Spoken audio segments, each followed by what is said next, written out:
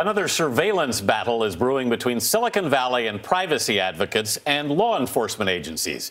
It's the latest in a series of cases pitting the two sides against each other over privacy and security concerns. Google, Facebook, Yahoo, and various rights groups oppose legislation that would expand the type of information the FBI is allowed to gather using what's called a national security letter.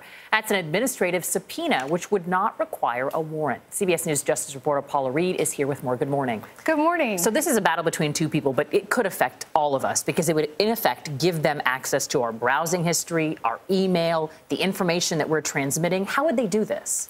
Well, the FBI wants to be allowed to see what websites you go to, who you're emailing, who's emailing you, and how often you log in and out of certain accounts. Now, they want to be able to do this without going to a judge, without getting a warrant. They want to be able to do it through these national security letters.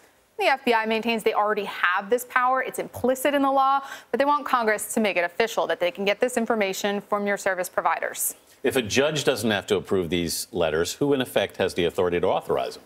The agencies themselves. And that's part of the problem is you don't need to go to a judge. Now, the FBI, law enforcement, they argue that sometimes they need to be able to move quickly. They don't want to have to go to a judge to get this authority.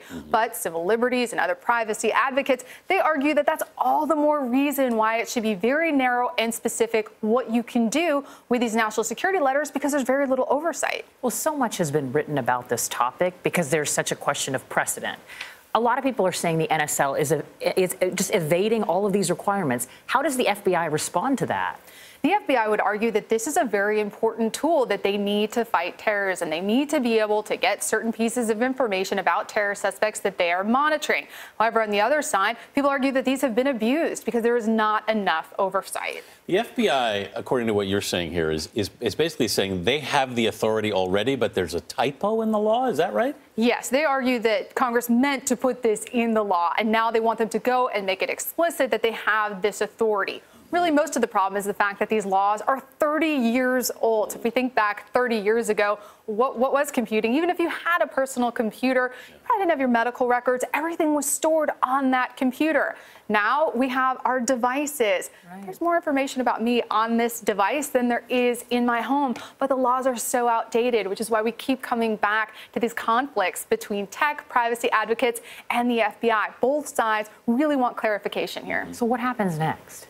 Well, they're going to continue to fight. The FBI wants Congress to make it explicit that they have this power to get just this information. And the FBI argues, look, I can't see what you're looking at if you go to cbsnews.com. We can just see that you went to the website, not what you clicked on.